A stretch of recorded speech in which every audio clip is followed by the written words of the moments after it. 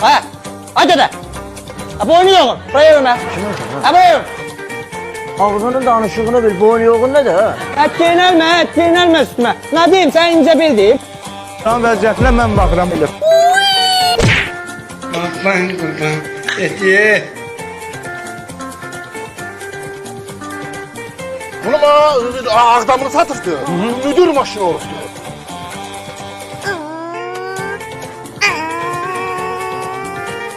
Gel, oğlan değilim yakınlaşsın. Bekle lan, ecelin geliyor, bekle.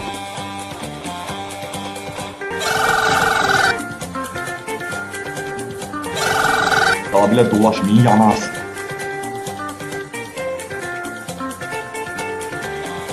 Gel tanış olan birinci. Sen kimsin? Ömer Bayram bu senin ne işin ya? Ay kimin kızı beni cin atına mindirme sen. İndi doğuşam çığırtması yiyeceğim. Yanıyorsun Fuat abi.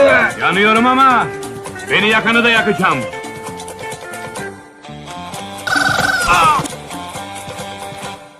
Lütfenim olana.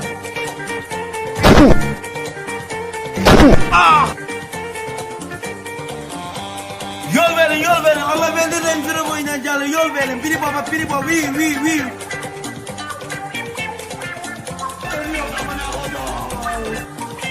Ben seni ayağımın altına alıp öldürmez miyim ulan? Dedek. Sizi var ya dünyaya getiren ebenin ben kafasına sıçayım. Dedek.